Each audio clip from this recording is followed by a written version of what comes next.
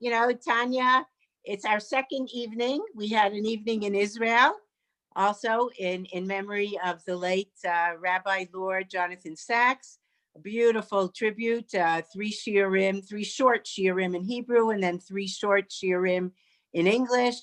And this evening is also dedicated to his memory, and the learning is L'ilui Nishmato of Rabbi Sachs. So we're ready to go. I promised Tanya I'm going to be brief, as we have to get to bed at some point. We've been cooking a lot, Tanya and I. And also I just want to say, apparently it was a mistake from what Nava told me, that Tanya thought it was 10:30 and not 2:30. 11:30. Oh, 11:30. Then 2:30, and she was almost going to back out. And we had already, I think, sent out the flyer. We didn't, and we really thank you so much, and also thank your husband for changing his schedule at the hospital. No, please tell him. We definitely appreciate it's, for the sake of his wife and for the sake of Torah, for the sake of Toronto. I think it's a tribute. I will not say one word about Matan, because I think you have the best example. Tanya is not only an outstanding and sought after lecturer at Matan, teacher at Matan, but she's also a graduate of the Beit Midrash program at Matan in Matan Sharon. So this is the best example. You don't need my words. You'll have the shiur. You'll have the shiur from Tanya, right? So I want to say hello to all the friends and welcome you and thank you for joining.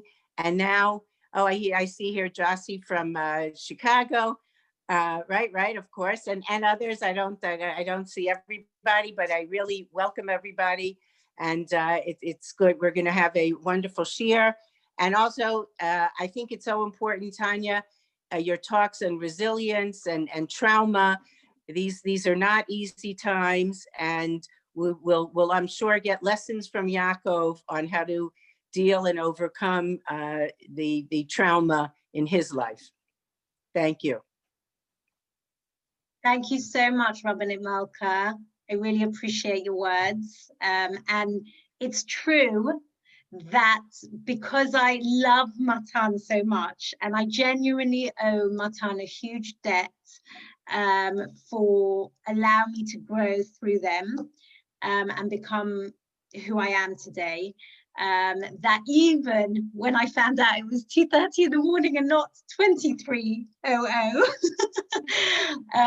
I of course would not have cancelled something that had already been publicized for Nava and for Matan, and lo nora, I get to lie in tomorrow morning and my husband gets to deal with the kids, so all is good. So it's great to see you all. I know I was at you, was it a year ago, 2 years ago now? Can't remember exactly, it was a while ago. And I hope, please God, we'll get to see each other all in person again at some point soon.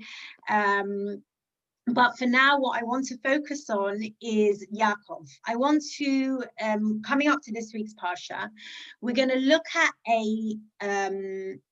before we do that, obviously the shiur and Rabbanit Malke already said is L'ilui Nishmat Harav Yakov Tzvi ben David Aryeh Zichrono Tzadik Livracha.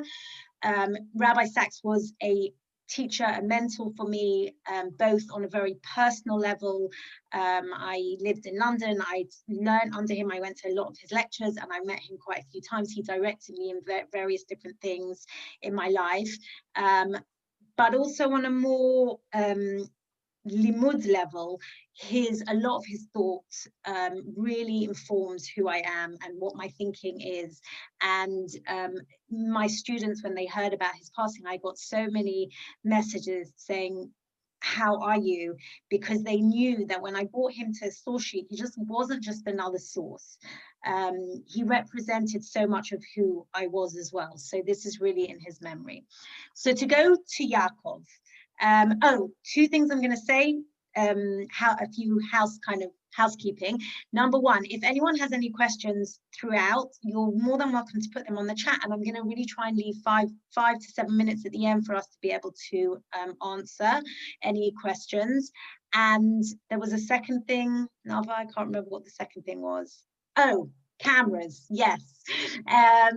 If no pressure, obviously I know people are cooking and whatever they're doing, but if you can put your cameras on, I love being able to see faces, because it just leads me to be able to see responses and to feel like I'm not just talking to a screen. So if you can put your cameras on, I'd love to see all your faces, but if you can't, that's also fine. Okay, so Yakov. So we're talking about the idea of the title that I've given it is The Journey Back to Self, Overcoming Trauma in the Yakov Narratives. And what are we going to do? What are we going to be looking at here today? So I think we're going to be looking at one particular narrative, and that is the narrative of Yakov fighting with the angel just as he's about to come and meet Esav.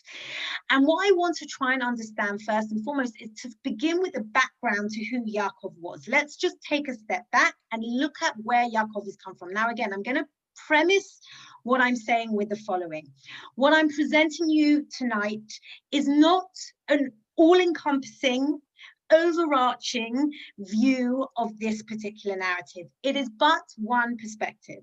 It is a perspective that is based on pshat and commentaries, but it's also a very psychological reading. And I'm aware that there are many other ways to read the text. This is one way to read it. Okay, so we're going to look at it from the perspective of a more psychological reading, and a more kind of maybe a little bit more of a philosophical reading. And that's how we're going to be looking at it. But again, there's many ways to. So Yaakov's life, Yakov, who was our forefather, his life is full of various vicissitudes. He goes through so many different experiences, so many different, and I'll use the word that we're going to be looking at here, so many different traumas. And in a sense, he's kind of the paradigm for us as a nation, where we too go through our traumas. We know we've gone through our traumatic experiences as a nation, and we know what it is to go through that trauma, have resilience, and have recovery. And I really believe that if we look at Yakov, perhaps he sets for us a certain paradigm of what that means. Today, more than ever, if we think about what we've been through in the last 100 years of our history, the Holocaust, the establishment of the state of Israel, I believe that when we talk about trauma, trauma is when something gets stuck. We have an experience which shifts something in us. It's very traumatic because something happens to us. We can't at the time process exactly what's happening. So what happens is that our mind doesn't process it and we block it. We put it away into a box. And very often what we do is we ignore it. We ignore it until something triggers it, until something happens. And then we're stuck. We get stuck. Trauma gets us, it's when we get stuck in a certain place, and it requires an incredible amount of strength and fortitude to keep forgetting, because we want to forget. We don't want to feel the trauma, we don't want to feel the pain, and it drains us. And perhaps needlessly, sometimes there is a catharsis to speaking through a trauma, and it's not easy. It requires a lot of honesty, a lot of openness. And I think that very often the way that we respond to our pain and we integrate our experiences into our identity is how we build resilience. And this is exactly what I believe today is going on as well. We're facing an unprecedented global pandemic. And all of us, it's a global trauma. All of us in some way, be it massive or be it small, be it large or small, we've all experienced some kinds of trauma. And what we do, in a sense, we've all, as a global people, we've faced our mortality and our limits, and we've had to ask questions about ourselves. And this pandemic will have a backlash, I'm sure of it, and I keep talking about it, that at some point, when very often with the trauma, when it's finished, when we've got over it, then when we look back, it suddenly hits us. And I believe that we will have there will be a global reaction to this trauma at some point. And I want to take all of this, looking at it from a national perspective, looking at it from a global perspective, what we're going through at the moment, and looking also at Yakov. And I want us to, in light of the Yakov narrative, to try and understand what's going on. So what's the background to Yakov? Yakov is the son of a survivor. He never speaks. Yitzhak never speaks about what he's been through. Okay. cathartic redemption doesn't happen for him. He remains, in a sense, stuck in the moment of the Akedah. His eyes blinded, his hands tied, right? That image that we have of him is that on the mountain.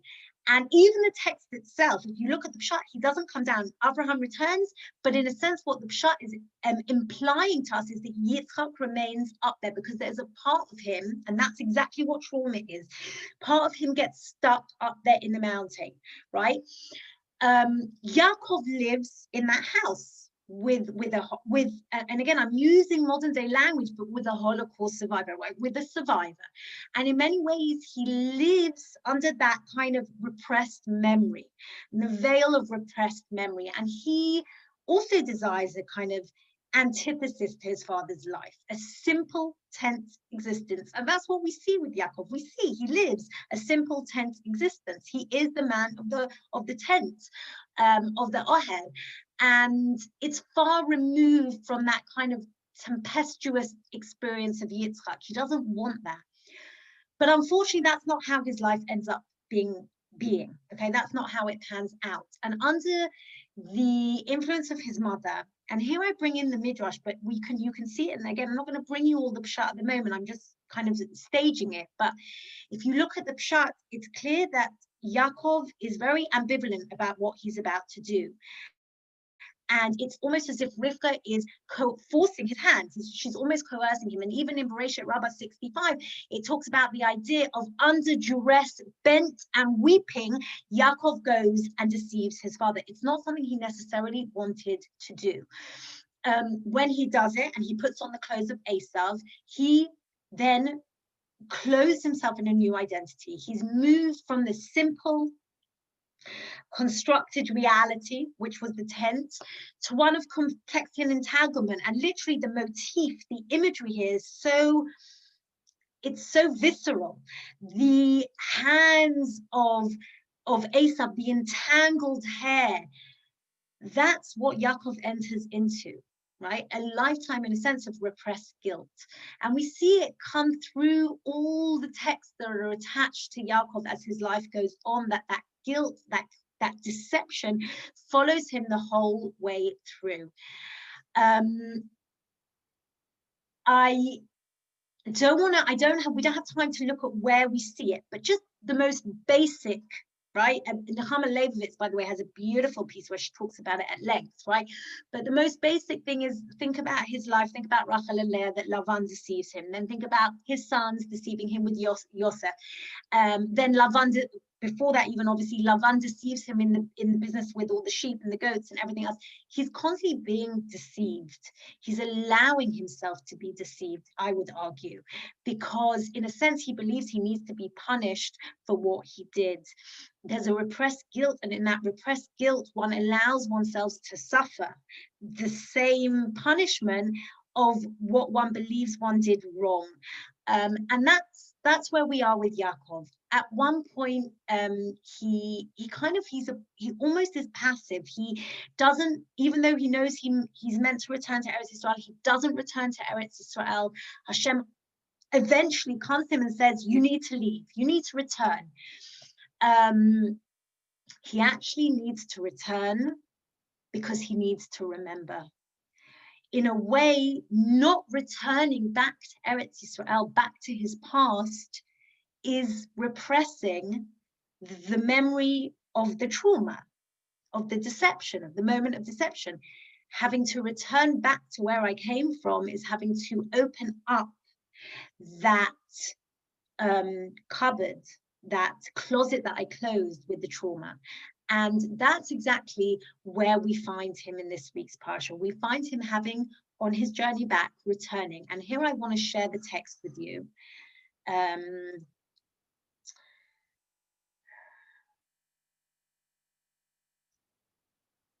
Oh, can you see it? You can see it? Okay, for some reason it's gone to my other screen. Just give me a second. I'm going to bring it back. So, okay. Can you still see it, Nava? Yeah, okay. V'yishlach Yaakov malachim lefanav. I'm going to go through the text. We're going to read through the text, and then I'm going to dissect it. So let's read it all together. I'm going to stop along the way and point out a few important things, and then we're going to start dissecting it together and try and understand how Yaakov moves from trauma to redemption in this particular text. V'yishlach Yaakov malachim lefanav el Esav achiv al tzitziil sedei Edom. You've got the English translation. I'm not going to translate every single word. So those of you that need, the English translation is underneath. Esav. Ko amar decha Yakov im Lavan galti ve'echal adata. He turns round and he says, send him messages and say to him that I've lived with Lavan and I have delayed until now. Now, this delay is going to be really, really important for us. And again, we don't have time to dissect this at length. I taught this last year. It took me at minimum, I think it was 6 classes just on this narrative. So I'm really trying to whittle it down to a very, very small kind of few ideas here and there.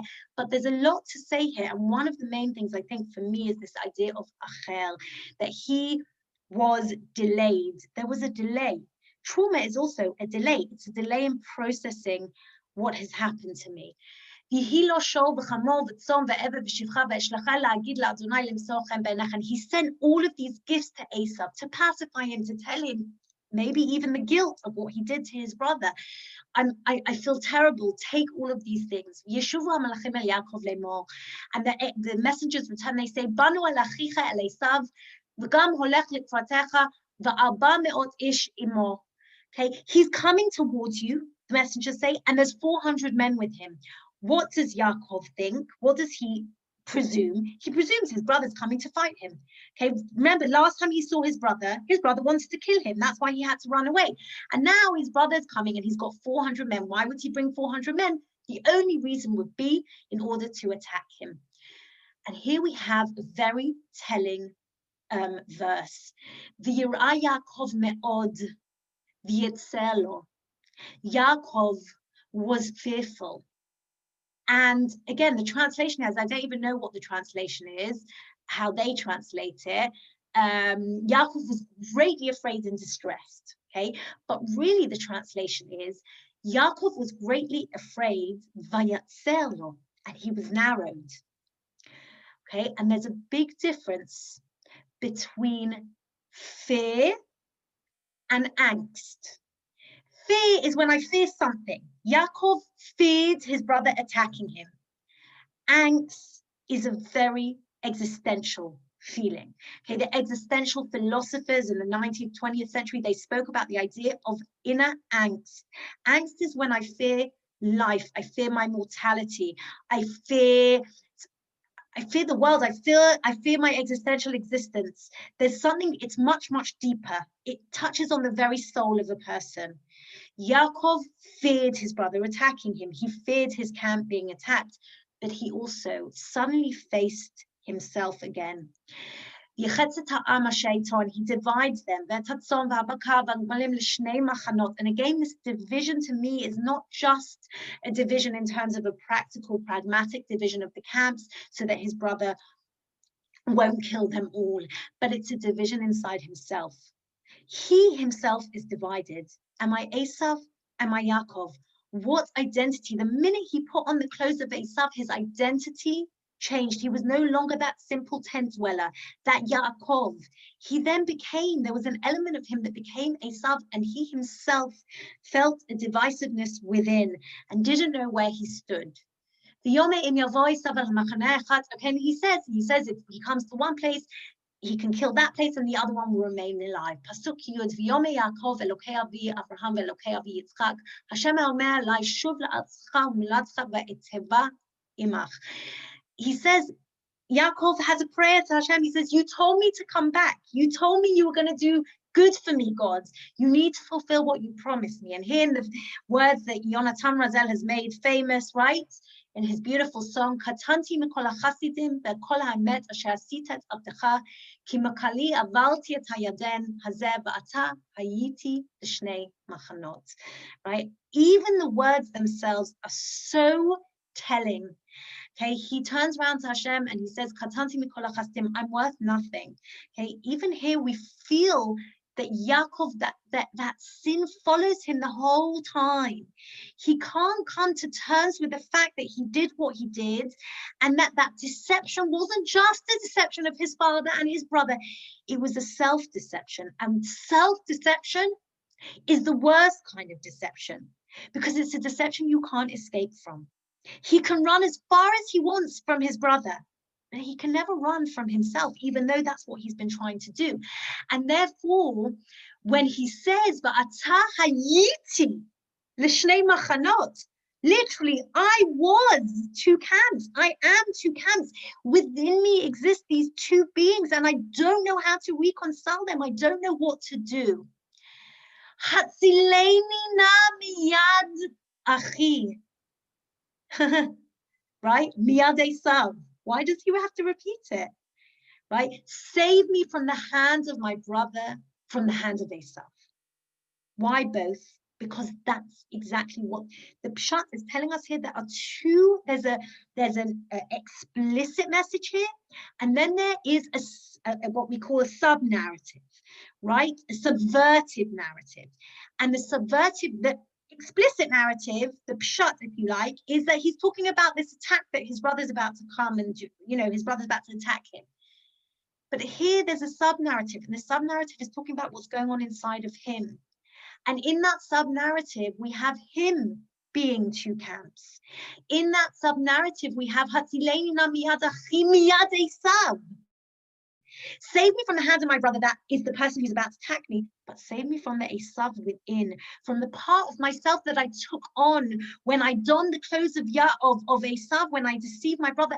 That is what's eating me up. I don't know who I am anymore. I thought I was this good boy, this tent dweller, this religious person. And all of a sudden, I realized after I did what I did, I'm not that person anymore. I've taken on a part of Esav. I've deceived even Lavan to an extent. I've learned the codes of deception, and I've deceived myself. I don't know who I am. Save me from that person who I don't know.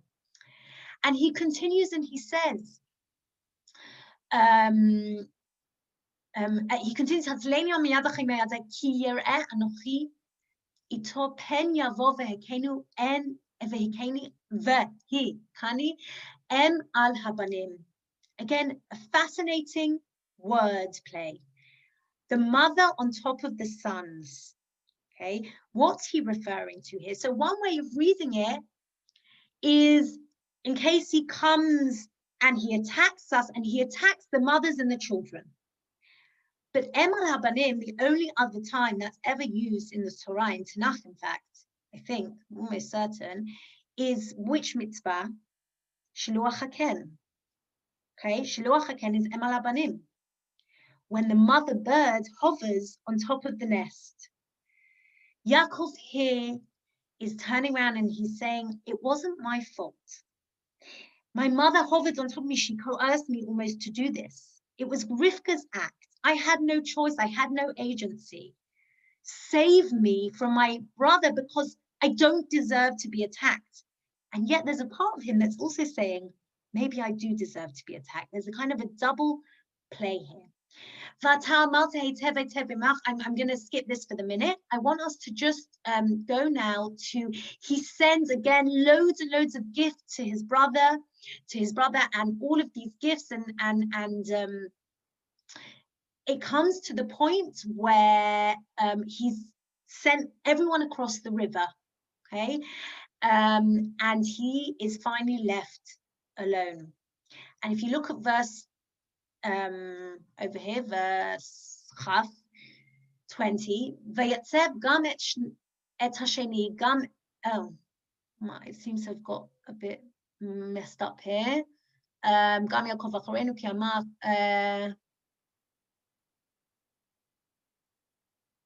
wow, I think we've got, okay, just look at Chafbet. It's got a little bit messed up, but what you can see is that the word panim comes up again and again and again. He keeps saying he's sending these gifts to be achapara panav, to literally try and win back his brother, right? To repent for what he's done. V'ta'avor hamincha al panav, and it came before him, the offering, v'hu lan balayla hu b'machaneh, v'yakam balayla hu. And he gets up in the middle of the night. Okay, he gets everyone up in his camp in the middle of the night. V'yitzav gam et hasheni, v'gam v'yikach et shtei nashav ve'et shtei shivchotav ve'et 11 yaladav, v'yavor et ma'avar Yabok. And by the way, the place is Yabok, which is also, we'll see in a minute why that's important, okay? He goes across, v'yikachem v'yavirem et hanacha v'yavel et asher lo. So he crosses them all over, v'yivatel Yakov levado, and Yakov is left alone. V'ya'avek, okay, Ya'avek, Yabok, Yaakov. Okay, it's a wordplay. It's all a wordplay. Yakov is being turned inside out. Literally being turned inside out. He is, the inside is finally coming out. And again, that's what trauma is. Trauma is when you release trauma, you bring something that's got stuck inside out. Okay. Yavet ishimo adalot hashachal. And this man, whoever this man happens to be, fights with him until the sun comes up. Oh, sorry. I'm getting good. And he saw that he couldn't anymore. Again, we don't know who this is. Is this the angel? Is this Yakov? He touches his thigh. Yaakov. It's the angel, because the angel then, we're told, touches the thigh of Yakov when he's struggling with him. And he says to me, let go of me, because the sun's come up. And he says, I'm not going to let you go. And this is Yakov. He says to him, I'm not going to let you go ki im birchatani, until you bless me. V'yomer elav ma shimcha. And the angel turns around me, and I say the angel, but we don't know it's an angel. At the moment, we just know it's an ish. Okay? What's your name? V'yomer Yakov. And he says, Yakov. What does Yakov want? What is Yakov's deepest, most inner wish? He wants to return to Yakov. He wants to return to simplicity, to the tent, to the person that was before he deceived. That's what he wants to return to. I want to go back to being Yakov. I don't want this part of me, this Esav part of me that's become part of my identity. And what does the man say to him? He says to him something that we all desire. Or I should say, Yakov is saying something that we all desire. And that is a return to simplicity. That is a return to Gan Eden. Okay? That is a return sometimes to childhood, to when things were easy, to return to time before Corona. Okay? It's a return to our lives before they become complex. It's a return to things before they become entangled. It's before we recognize that the world is deceiving us, and sometimes we deceive ourselves. It's the before. That's what we want to return to the tent, to that protected state of childhood where we have the enveloped arms of our parents around us, like Yakov was in the tent. But that's not reality. Reality is that we have to grow up, and in growing up, our lives become entangled. And when they become entangled, says the angel, I keep saying the angel because that's what Chazal say, but says this man to Yaakov, Lo Yaakov yomo od shimcha. Your name will not any longer be Yaakov. Ki im Yisrael. It will be Yisrael. Why? Ki sarita im Elokim ve'in im anashim ve'tuchal. Because you will struggle, or you have struggled with God and with man. And you can. The tuchal is you, literally, you are capable. You are able. You will be resilient. That's my words, right? Growing up means that you will struggle. Growing up means that we take on lots of different parts of self, that we go through trauma, both personally, nationally, individually, globally. That's part of growing up. We can't deny that, and we can't close our eyes to it. We unfortunately can't remain enveloped in that very tent-like existence for so long. But when we grow up, how are we able to face that trauma? And the answer is, number one, by asking all the time to be blessed. But actually, what the man responds to Yakov is, what is his blessing to Yakov? His blessing to Yakov is to give him a new name. His blessing to Yakov is to say to him, is to give him back agency. In a sense, Yakov had become passive. The agency had been taken away from him. He gives him back agency. He says to him, you can. Yes, life is a struggle. Yes, to go through trauma and to face our past and to face who we are and what we've done and how we're going to build ourselves back up again, to deconstruct and reconstruct. That's traumatic and that's very difficult, and that means struggling with God, with man. But you can. And then he continues, Yakov, very strangely, Yakov says to the man, what is your name? Who are you? Right? He wants to understand. Why are you asking that? And he blesses him. Why? Why does he call the place Pniel? Ki ra'iti Elokim panim el panim v'tinatzel nafshi. Says Yakov, the place is called Pniel because I saw God face to face. Who does he really see face to face? How does he know that man is God?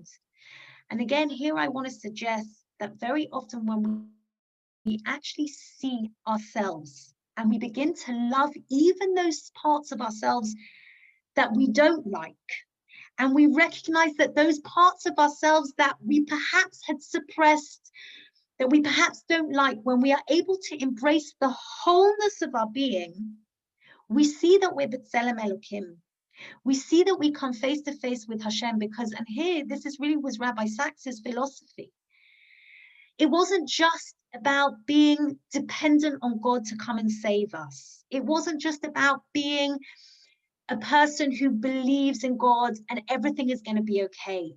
Rabbi Sachs always said to us that part of being a human being and part of being the Jewish people is that faith really is faithfulness. But faithfulness means that God believes in me and therefore gives me the agency to believe in my own powers to rectify the situation, to rectify the world, to rectify my own downfall, my own demise. And this is exactly what we see here with Yaakov. I saw Hashem face to face because that ish gave me back my own Tselem Elokim, V'tinatzel nafshi. And you know what? I went through it. I saw who I really was. I saw that I wasn't anymore that naive tent dweller, but I was saved. That process that he goes through, in the end, my soul has been saved. V'yizrach lo hashemesh, and the sun comes up. Kasher va et pnuel, v'hu tholea. Now this is fascinating, and this is what I'm trying to say here. It comes up v'hu tholea yercho. He's limping on his thigh. Why? Because that's where the angel touched him. That's where the man touched him. That's where he got injured. Why is he limping? Because transformation, facing trauma, facing our past, as a nation, as individuals, and now today globally, is not simple. But it's necessary in order for us to transform ourselves and to win back agency. To not say, it wasn't my fault, my mother made me do it. To not play the victim or the blame culture, but to win back agency and say, yes, this is the reality. It's not ideal. Nothing is ideal. Maybe I'm not ideal, but I am still B'Tselem Elokim. And that means that God has faith in me, in my powers, in my ability to build resilience and to take action. And that's exactly what Rabbi Sachs spoke about. And therefore, Lamed Gimel, Al Ken Loya Achlu B'nei Yisrael Egid Hanasher. Now again, this is bizarre. We're going to come to this. I'm not going to give this away. This part I'm not giving away yet. You're going to have to wait, okay? Why do we not eat the gid hanashem? We're going to come to it.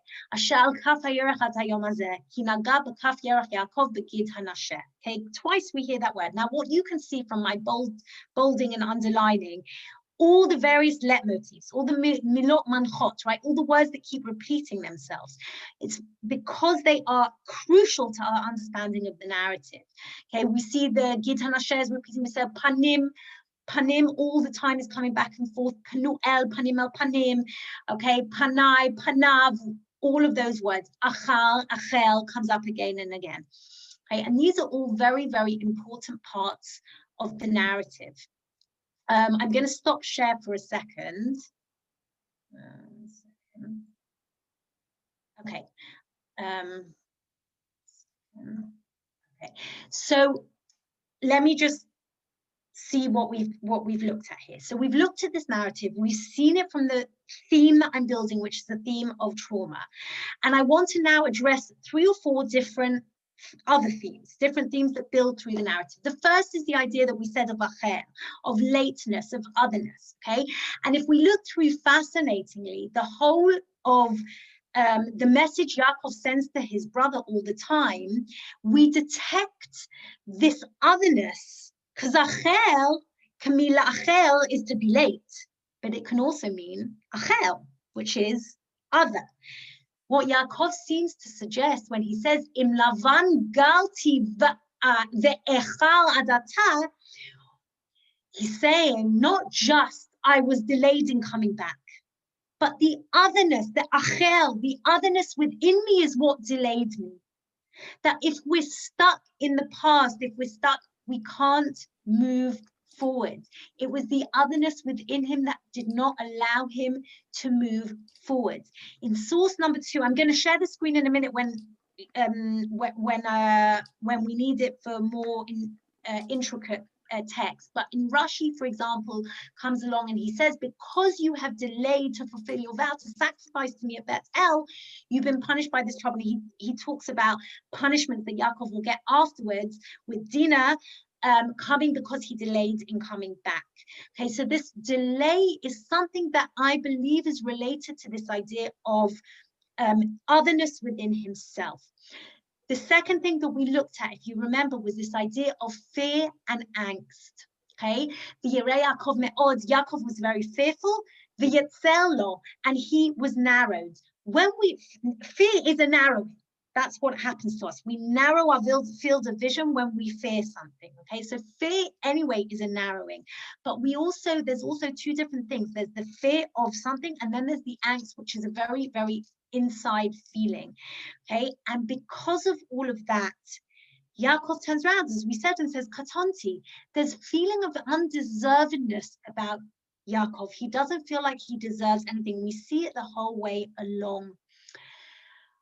Then we have the narrative, this famous narrative of when he meets this messenger. And as I said, we have words that keep coming up. Shimcha, Panai, Paniel, Sarita, Yisrael, Yaakov, Yabok, Yaavok. All of these things are hints to the wordplay hints to this kind of integration of things.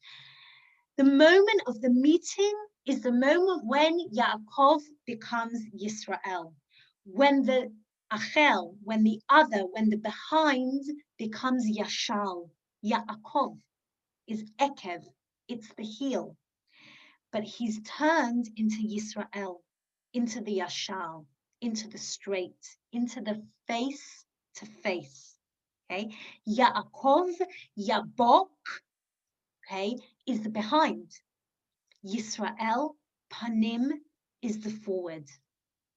As a nation and as people, we are a link in a chain of what came before us and of what comes in front of us. That is Yakov. Yakov, unlike all of the other avot in Imahot, has 2 names. Okay, Abraham's name was changed. We never hear him called Avram again. Sarai is never called Sarai again. She becomes Sarah. But Yaakov remains both Yaakov and Yisrael. the disintegration he adopted, if you like, at the moment when he deceives his father, that disintegration of self after this account becomes integrated. Okay. However, Yakov remains a piece in that chain of the behind and the forward, of the generations that come behind and the generations that come forward, of our looking at the past and looking at the future. He is both the person that is Ekev, is the heel, and Yashar is the straight. He's a person who struggles with identity. As Jews, we all struggle with identity. Are we part of the modern world? Are we part of an ancient tradition? Okay, are we Jewish? Are we, or even, and I'm not even talking about a 19th, 20th century phenomenon, because really that is a phenomenon since the Enlightenment period. But even before that, we always had a dissonance between being different, being acher, right? We were always different. And how much do I wear my difference on my sleeve? And how much do I hide my difference? How much do I integrate the past? How much do I not integrate the past into the future? All of these questions of identity surround us as the Jewish people all the time. And we see it beginning in the moment of Yaakov's becoming Yisrael. Okay, so what I'm doing here is, in case you're confused, I'm looking at the pshat, I'm looking at the story of Yaakov from a very personal psychological perspective, what he is going through, but I'm applying it also to a much more national perspective, because in a sense Yaakov, being Yisrael, represents our national journey as well. So when he walks, when he has this encounter with the angel, he is grappling with all of these questions that his nation is going to grapple for many, many centuries to come afterwards. Yakov Rashbam comes and he has a beautiful commentary. He speaks about the idea, and here I'm going to share my screen again. Sorry, my mouse is playing me up a bit. I'm going to share my screen again. Okay, so Yakov Rashbam comes along. Can you see it? Yeah, okay. So Rashbam comes along and he has very interesting commentary. He puts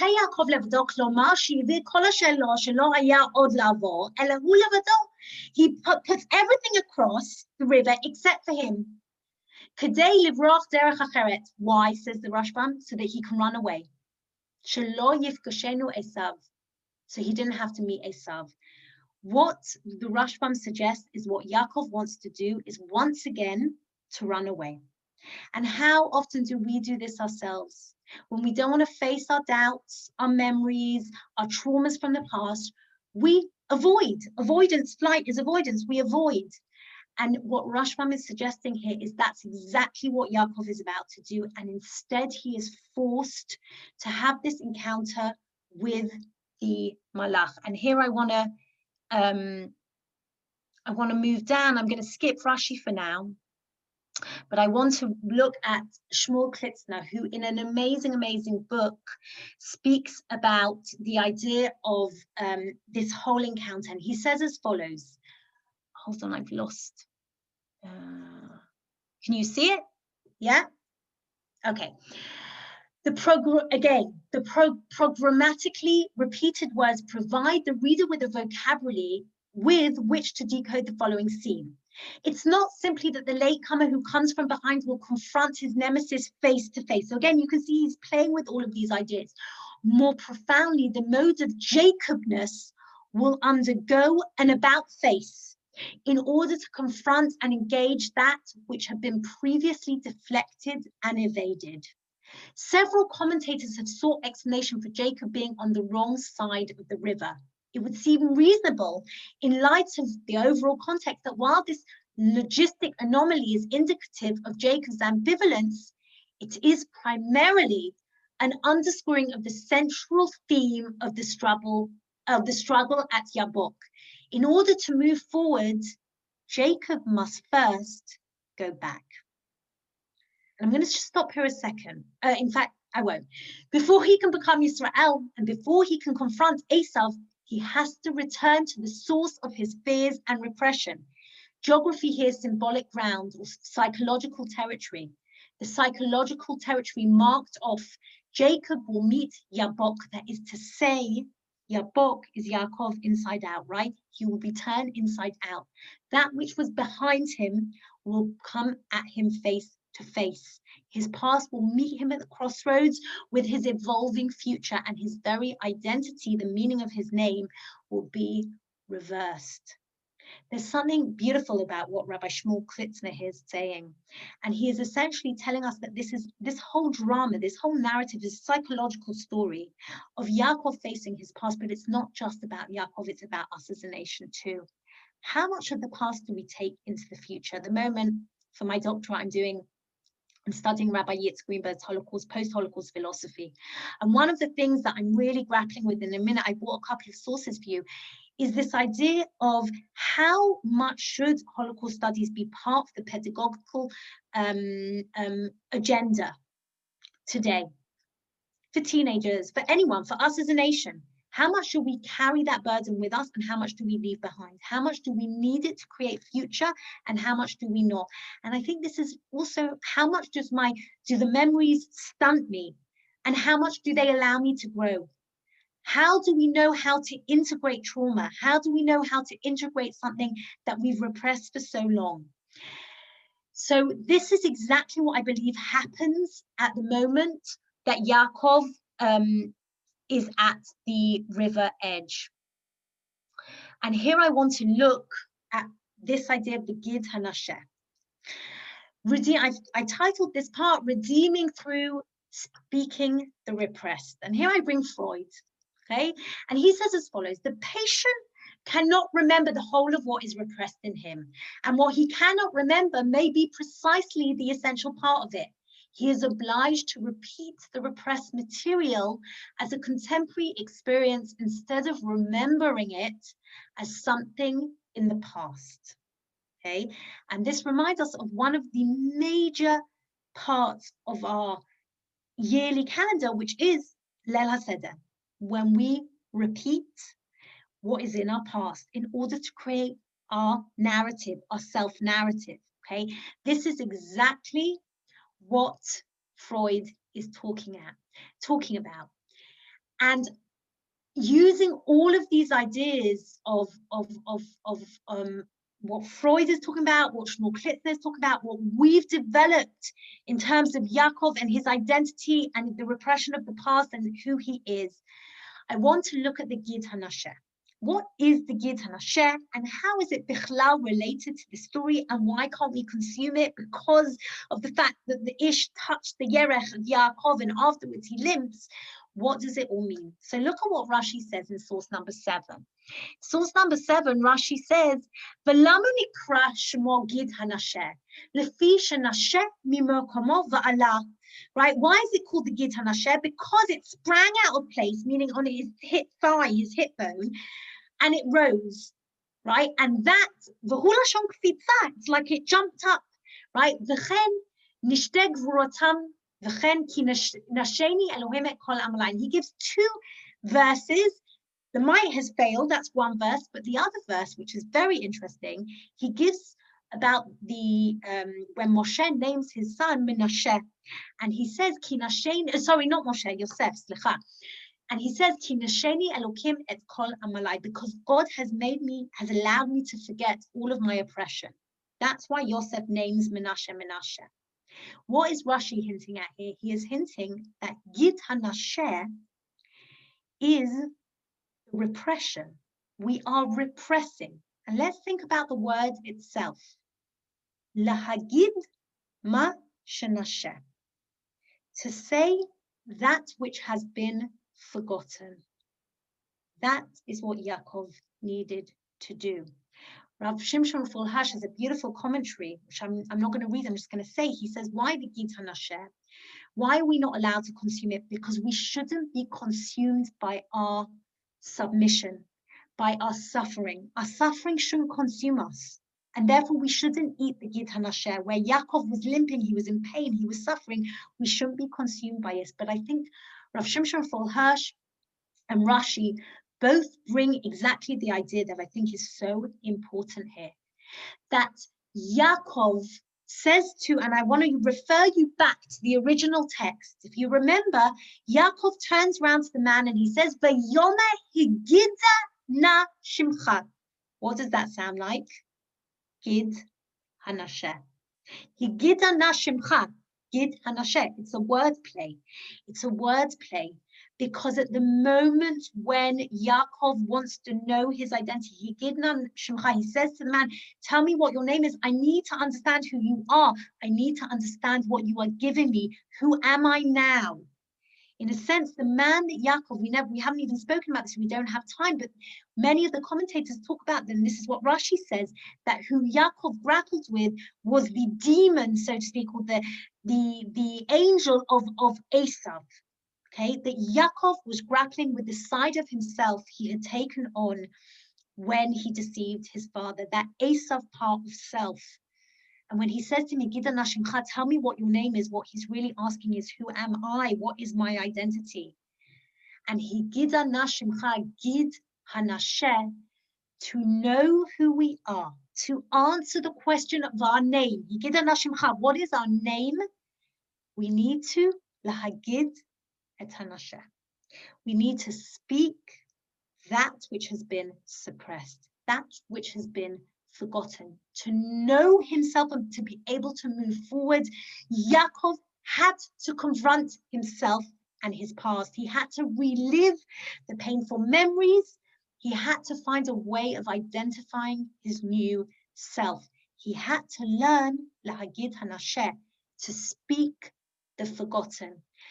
It took 20 years for any Holocaust theology or philosophy to come to light. 20 years. Only in 1966 did there start to be written Holocaust theology, questions about the Holocaust. And the question is why? Because even the survivors themselves could not speak of that which they had suppressed, and they'd suppressed it for a whole number of reasons.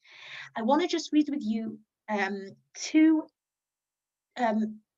writers. One is called Peter Novick. He's an historian, and he talks about, in his book, The Holocaust in American Life, he talks about why America repressed the whole Holocaust narrative for so many years.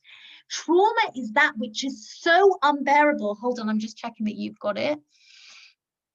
Okay, you've got it? Yeah. Trauma is that which is so unbearable that it has to be repressed. Repression is the consequence of something so traumatic to be born. Together, they inevitably give rise to the return of the repressed. It's as if he was speaking to us about the Yakov narrative, but he's not. He doesn't mention the Yakov narrative once in what he talks about, okay? The Holocaust, according to this influential explanation, has been a traumatic event, certainly for American Jews, more diffusely for all Americans. Earlier, silence was a manifestation of repression. The explosion of talk in recent years has been the return of the repressed. Okay, again, I said to you, he doesn't make any mention of Yakov and probably doesn't even know about the Yakov narrative, but it is exactly what we're talking about here. Okay, Krijan and Just also, neither of them I don't think are Jewish. Maybe Peter Novick is Jewish, but this Krijan Just I don't think is, and he also talks about it in his book. By the distance, American relationship to the Holocaust, but the distance American relationship manifests itself not only literally, that is in geographical terms, but also in cultural terms. Indeed, the American ethos is an essentially optimistic, life-affirming, forward-looking view on life, indelibly affects the ways in which the Holocaust is understood and given shape in American culture. Okay, and then he talks, I'm not going to carry on, but he talks about it being sugar-coated, perhaps, the way that the Holocaust was taken. And he speaks about the idea of the cathartic approach that focuses on the unbearable depth of suffering that had really happened. Elie Wiesel also speaks beautifully and from experience about Yakov. I'm just very I'm not going to read it through with you, but I really suggest, I know Nava sent the source sheets on the chat, So I suggest people to download them and to read this through, because he says a lot of what we've said, okay? And he speaks about who this mysterious aggressor was, and he says it's Yakov's split self, exactly what we were talking about. And he talks about the idea of somewhere in the valley, the shadows are withdrawing and the night is finishing and the dawn is breaking. And Yakov realizes that he's not what he was before. He's not Yakov anymore. He's someone new, but that someone is not alone. That someone has with him God, and therefore he can walk away as the dawn is breaking. The corollary to this story is in chapter 33, where it says, V'yavo Yaakov, again, the psukim have got mixed up here. I apologize, okay? Hold on, let's just have a look. Yeah, they've got mixed up. V'yavo Yaakov shalem il Shechem asher be'eretz Canaan b'vo miPadan Aram. Yaakov comes whole. What does that mean, Yaakov shalem? He's whole. He isn't whole because he's limping and he's injured and he's not the same person that he was when he went into that struggle. But he's complete. He's whole. This is the first time he's been whole since he deceived his father and brother, because he has faced his past. He has integrated a part of himself that he could never integrate. He's lived and opened up his trauma. So he comes shalem. Yichan et pnei ha'il. It's got mixed up and I don't have even a Tanakh with me here, so I can't remember exactly the psukim, but I'll see in English, he bought a part of the ground, a chelkat hasadeh, and it's not by chance that the Torah uses here the words chalak, ish chalak, which is how we described Yakov in the tent, okay, and sadeh, ish sadeh. Who was the ish sadeh? Esav. And it uses the words asher natasham ohalo. The ish chalak in the ohel, the Yaakov that was the ohel, comes together with the ish sadeh, and he is shalem. He understands that this is how it was meant to be, and that this is what was needed in order to bring him to that completeness that he needs to be the father of a nation, that he needs to feel whole within himself. That sometimes when we when we say that which we have repressed for so long, when we speak it through, it gives us a catharsis that we never thought we could have, and it allows us to rebuild our identity. And that is what we've been doing for the last 50 years, 60, 70 years since the Holocaust as a nation. We have been rebuilding our identity in so many ways after a huge trauma. And I suggest that the next year, we're going to be rebuilding our identity globally after a trauma. And what is that identity going to be? It has to be an identity that integrates the messages of this era, of this period, that integrates the idea of mortality and what it means to be a human being with limitations, what it means to understand the need for community, the need for the other. Those are the messages today that we need to integrate when we face the trauma of the pandemic we're facing. And I want to finish with Rabbi Sachs. I brought you two sources from Rabbi Sachs that I believe summarize and bring together everything that we've looked at. He says as follows: it's equally clear that what transacted in the wrestling match the previous night, it was Yaakov's inner battle with existential truth. Who was he? The man who longed to be Esav, or the man called to a different destiny, the road less traveled, the Abrahamic covenant? I will not let you go until you bless me, he says to the adversary. The unnamed stranger responds in a way that defies expectation. He does not give Yakov a conventional blessing. Rich, you'll be safe, you'll be strong. Nor does he promise Yakov a life free of conflict. The name Yakov signifies struggle. The name Israel also signifies struggle. But the terms of the conflict have been reversed. It is as if the man said to him, in the past you struggled to be Esav. In the future, you will struggle not to be Esav, but to be yourself. In the past, you held on to Esav's heel. In the future, you will hold on to God. You will not let go of him, and he will not let go of you. Now let go of Esav so that you can be free to hold on to God. The next day, Yakov did so. He let go of Esav, and we didn't get to this point in the text, but read it when you're in shul, or when you're not sure. I guess no one's in shul this week, but read it on Shabbat, right? When you read through the parsha, you'll see that Yaakov sends back brachot, sends a bracha to Esav, and this is what Rabbi Sachs talks about. He let go of Esav by giving him back his blessing. And though Yakov has now renounced both wealth and power, and though he's still limp from the encounter the night before, the passage ends with the words V'yavo Yaakov Shalem, and Yaakov emerged complete. That is the stunning truth at which Yaakov finally arrived, into which the name Israel is testimony. To be complete, we do not need Esav's blessing of wealth and power. Ours is another face, an alternative destiny, a different blessing. The face we bear is the image we see reflected in the face of God when we wrestle him and refuse to let go. And Rabbi Sachs says in another place, one other beautiful idea. It's the third point that has made all the difference to me. Yakov says to the stranger, I will not let you go until you bless me. Somehow within every crisis lies the glorious possibility of rebirth. I have found, and so surely many others too, that the events that at the time were most painful were also those that in retrospect caused us to grow. Sorry, I'm just putting the thing down for you. Caused us to grow. They helped us to make difficult but necessary decisions. They forced us to ask, who am I and what really matters to me? They moved us from the surface to the depths, where we discovered strengths we did not know we had and a clarity of purpose we had hitherto lacked. I have learned to say to every crisis, I will not let you go until you bless me. The struggle is not easy. Though Yakov was undefeated after, he limped.